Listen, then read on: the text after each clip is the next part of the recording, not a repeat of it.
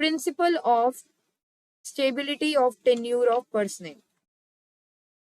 तो principle of stability of tenure of personnel का क्या मतलब होता है बेटा? यहाँ पे पर्सनल का मतलब है एम्प्लॉइज या वर्कर्स, ठीक है। अब यहाँ पर क्या बोला जाता है?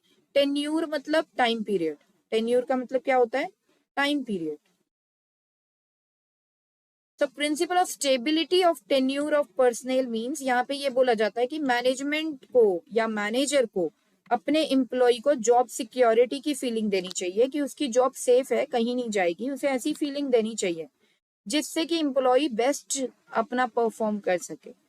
तो कई बार हम देखते हैं कि ऑर्गेनाइजेशन ना बहुत जल्दी क्या करती है, लोगों को निकाल देती है, ठीक है। अभी मान लो नया एम्प्लॉय आया, उसे अभी एडजस्ट करने में थोड़ा टाइम लगेगा, 2 मंथ्स 3 मंथ्स लग सकते हैं किसी भी न्यू एम्प्लॉय को एडजस्ट करने में ऑर्गेनाइजेशन में। लेकिन ऑर्गेनाइजेशन क्या करती है, जैसे ही देखा न्यू एम्प्लॉय ठीक से काम नहीं कर रहा, 10 दिन बाद क्या कर दिया? फायर कर दिया।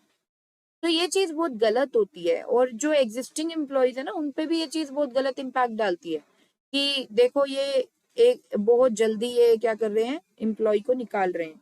तो जो एग्जिस्टिंग एम्प्लॉयज होती है ना, फिर उनको भी उनकी जो पोजीशन होती है वो खतरे में लगती है। तो मतलब मैनेजमेंट को हमेशा ये फील कराना चाहिए अपने एम्प्लॉयज को कि जॉब सिक्योरिटी है, आपकी जॉब कहीं जाती नहीं, ठीक है। तो और आपका ट्रांसफर बहुत जल्दी नहीं होना चाहिए अगर आप वहीं पे वर्क कर रहे हो। तो मतलब मैनेजर को ये देखना चाहिए कि काफी लॉन्ग टाइम तक कोई एम्प्लॉय, हर एक एम्प्लॉय कंपनी में काम करे। ये नहीं कि कंपनी में आई एम्प्लॉयज आ रहे हैं, 6 महीने टिक पा रहे हैं, उसके बाद जा रहे हैं। तो ऐसी सिचुएशन नहीं होनी चाहिए। एक टेन्यूर ऑफ पर्सनल की स्टेबिलिटी होनी चाहिए, ठीक है। कि और कोई भी एम्प्लॉय बेटा बहुत जल्दी कंपनी को चेंज नहीं करना चाहता है, लेकिन अगर कोई प्रॉब्लम्स आए तभी हर कोई करता है। तो मतलब जॉब सिक्योरिटी कहीं पे कम दिखती है तो करता है ना। तो ये सब चीजें, जॉब एश्योरिटी, जॉब सिक्योरिटी की गारंटी ये मैनेजमेंट को देनी चाहिए। So according to the principle of stability of tenure of personal, the management must provide the feeling of job security amongst the employees of the organization। आइए बेटा positive effects.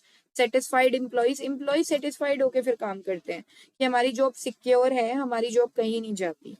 So if the employees will be secured regarding their jobs, and they will put their maximum efforts towards their work, और वो to the best perform कर पाएंगे जब उन्हें ये होगा कि मेरी जॉब क्या है, सिक्योर है, मुझे इसी कंपनी के लिए अच्छे से काम करना है। Less chances of labour turnover, labour turnover के चांसेस भी क्या होंगे, कम होंगे। If the employees will be given job security, then there will be less chances of labor turnover। तो labor turnover भी कम रहेगा। Consequences of violation, consequences of violation की बात करें तो dissatisfied employees, frequent transfer वगैरह हो रहा है अगर किसी organization में employees का, मतलब स्टेबिलिटी नहीं है टेन्यूर ऑफ पर्सनल की, तो क्या होगा, फ्रीक्वेंट ट्रांसफर वगैरह से एम्प्लॉय भी क्या हो जाता है, फ्रस्ट्रेट हो जाता है। फ्रस्ट्रेट होके वो क्या कर देता है, जॉब छोड़ देता है, या वो डिससेटिस्फाइड होके काम करता है। जब वो खुश होकर बेटा काम ही नहीं कर रहा है तो वो अपना बेस्ट कैसे दे पाएगा। तो frequent transfers are main reasons of employees frustration.